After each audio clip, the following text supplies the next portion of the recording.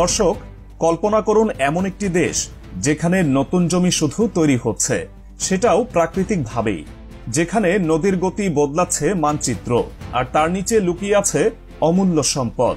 ভাবছেন এটা কোনো সায়েন্স ফিকশন গল্প? না, বাস্তবেই এমনটা ঘটছে বাংলাদেশের উপকূলে। বঙ্গোপসাগরের কোল ঘেঁষে ভারত থেকে ভেসে আসা কোটি কোটি টন পলিমাটি দিয়ে জেগে উঠেছে বিশাল এক ভূখণ্ড, যার আয়তন প্রায় 10,000 বর্গ কিলোমিটার। আর সবচেয়ে চমকপ্রদ তথ্য হলো, বিশেষজ্ঞদের মতে এই নতুন দ্বীপাঞ্চলের নিচে মিলছে প্রচুর খনিজ সম্পদ।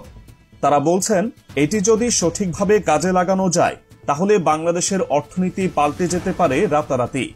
কেমন সেই সম্ভাবনা? কিভাবে গড়ে উঠছে এই নতুন ভূখণ্ড? কি রহস্য লুকিয়ে আছে এর মাটির নিচে? আর কিভাবে এটি বদলে দিতে পারে বাংলাদেশের ভবিষ্যৎ? জানতে হলে পুরো ভিডিওটি অবশ্যই দেখতে হবে। দর্শক, আমরা জানি বাংলাদেশ নদীমাতৃক দেশ, কিন্তু এই নদীগুলো শুধু আমাদের জীবনযাত্রার অংশই নয়, বরং নতুন ভূমি তৈরির পেছনেও গুরুত্বপূর্ণ ভূমিকা পালন করছে। হিমালয় থেকে উৎপন্ন হয়ে ভারত হয়ে বাংলাদেশে প্রবাহিত 54টি অভিন্ন নদ নদী সহ হাজারেরও বেশি নদী প্রতি বছর কোটি কোটি টন পলিমাটি বয়ে নিয়ে আসে। এই পলি জমা হয় দেশের দক্ষিণের সমুদ্র উপকূলে, বিশেষ করে চট্টগ্রাম, নোয়াখালী, ভোলা, খুলনা ও কক্সবাজার উপকূলীয় অঞ্চলে। গত কয়েক দশকে এই প্রক্রিয়ার মাধ্যমে বঙ্গোপসাগরের কোল ঘেঁষে প্রায় 10,000 বর্গ কিলোমিটার নতুন ভূমি সৃষ্টি হয়েছে।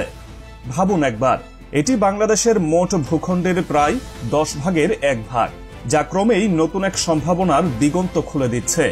গবেষকরা বলছেন প্রাকৃতিক নিয়মেই উপকূলীয় অঞ্চলে এই ভূমি জেগে উঠছে এবং ভবিষ্যতে এর পরিমাণ আরও বাড়তে পারে।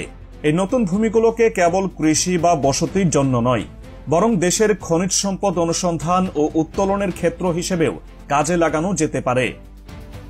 এখন আসি আরও অবাক করা তথ্যের দিকে। বিজ্ঞানীরা মনে করছেন এই নতুন দ্বীপ ও চরাঞ্চলের নিচে লুকিয়ে থাকতে পারে বিপুল পরিমাণ খনিজ সম্পদ। ভূতাত্ত্বিক জরিপ অধিদপ্তরের তথ্য অনুযায়ী বাংলাদেশের ভূখণ্ডে খনিজ সম্পদের মোট মূল্য প্রায় $2.26 ট্রিলিয়ন, বা বাংলাদেশি মুদ্রায় 241.97 ট্রিলিয়ন টাকা।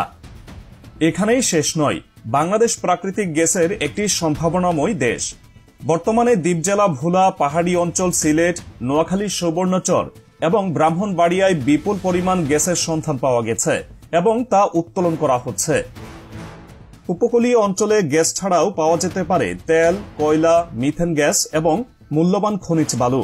খনিজ সম্পদ বিশেষজ্ঞদের মতে এই সম্পদগুলো পরিকল্পিতভাবে আহরণ করা গেলে বাংলাদেশের জ্বালানি সংকট সমাধান এবং বৈদেশিক মুদ্রা অর্জনের এক বিশাল সুযোগ তৈরি হতে পারে।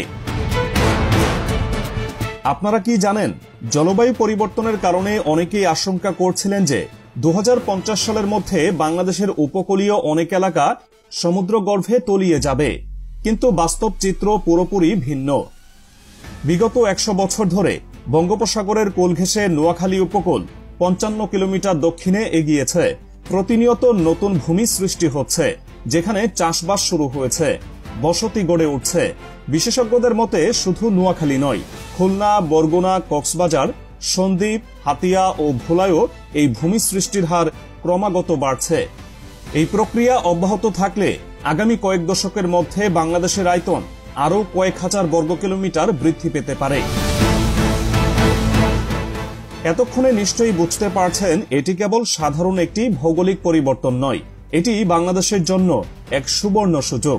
কিন্তু কিভাবে এই সুযোগকে কাজে লাগানো যেতে পারে আর কি কি চ্যালেঞ্জ মোকাবেলা করতে হবে, চলুন এই প্রশ্নের উত্তর জানার চেষ্টা করা যাক, যেখানে আমরা আরো গভীরে যাব এবং দেখব কিভাবে সরকার ও বিজ্ঞানীরা এই খনিজ সম্পদ আহরণের পরিকল্পনা করছেন। এই বিশাল চরাঞ্চল ও দ্বীপভূমির নিচে যে বিপুল পরিমাণ খনিজ সম্পদ লুকিয়ে আছে, সেটি বিশেষজ্ঞদের দীর্ঘদিনের পর্যবেক্ষণে উঠে এসেছে। জ্বালানি ও খনিজ সম্পদ বিশেষজ্ঞরা বলছেন বঙ্গোপসাগরের কোল ঘেঁষে ও নবগঠিত দ্বীপাঞ্চলে অনুসন্ধান কার্যক্রম জোরদার করা গেলে আমরা আরও প্রচুর পরিমাণ খনিজ সম্পদ পেতে পারি। বর্তমানে ভোলা, সুবর্ণচর ও ব্রাহ্মণবাড়িয়ায় গ্যাস পাওয়া গেছে এবং উত্তোলনও চলছে, যা আমাদের ভবিষ্যতের জন্য দারুণ সম্ভাবনাময়। খনিজ সম্পদ বিষয়ক গবেষক প্রফেসর ডক্টর ফুরকান আলী বলেন, বাংলাদেশ খনিজ সম্পদে সমৃদ্ধ, কিন্তু এর যথাযথ অনুসন্ধান ও উত্তোলন হয়নি। উপকূলীয় অঞ্চলে জেগে ওঠা চরগুলোতে যদি আমরা আধুনিক প্রযুক্তি ব্যবহার করে অনুসন্ধান চালাই, তাহলে নিশ্চিতভাবেই আমরা প্রচুর খনিজ সম্পদের সন্ধান পাব, যা আমাদের অর্থনীতির গতিপথ বদলে দিতে পারে। কিন্তু সঠিক পরিকল্পনা, প্রযুক্তি ব্যবহার এবং দক্ষ জনশক্তি ছাড়া এটি পুরোপুরি কাজে লাগানো সম্ভব হবে না। তবে শুধু খনিজ সম্পদই নয়, এই নতুন চর ও দ্বীপাঞ্চল কৃষি, পর্যটন এবং আবাসনের ক্ষেত্রেও দারুণ সম্ভাবনা তৈরি করছে। কক্সবাজারের কুতুবদিয়া, চট্টগ্রামের সন্দ্বীপ, নোয়াখালীর হাতিয়া, ভোলার চরফ্যাশন থেকে শুরু করে খুলনার সুন্দরবনের কাছাকাছি বিস্তৃত চরগুলোতে এখনই বসতি গড়ে উঠছে, ফসলি জমি তৈরি হচ্ছে, পশুপালন হচ্ছে, এমনকি সোলার এনার্জি ব্যবহার করেও কিছু কিছু এলাকায় বিদ্যুতের ব্যবস্থা করা হয়েছে। এই ভূখণ্ড একদিন হয়তো বাংলাদেশের অর্থনৈতিক মানচিত্র বদলে দিতে পারে, কারণ নতুন ভূমি মানেই নতুন সম্পদ, নতুন শিল্প সম্ভাবনা। গবেষকদের মতে বর্তমানে প্রতি বছর প্রায় 16 বর্গ কিলোমিটার নতুন ভূমি জেগে উঠছে। এই হার অব্যাহত থাকলে আগামী 2 দশকে দেশের মোট ভূখণ্ডের এক বিরাট অংশ নতুনভাবে যুক্ত হবে। বিশেষজ্ঞদের বলছেন, এই ভূখণ্ডে যদি পরিকল্পিতভাবে নগরায়ন, কৃষি ও শিল্প গড়ে তোলা যায়, তাহলে লাখো মানুষের কর্মসংস্থান সৃষ্টি হবে। নতুন দ্বীপগুলোতে বসতি স্থাপনের মাধ্যমে দেশের জনসংখ্যার চাপ কমানো সম্ভব। বিশেষ করে ঢাকা, চট্টগ্রাম ও অন্যান্য প্রধান শহরের উপর যে বাড়তি চাপ পড়ছে, তাই নতুন অঞ্চলগুলোতে স্থানান্তরের মাধ্যমে অনেকটাই কমিয়ে আনা যেতে পারে।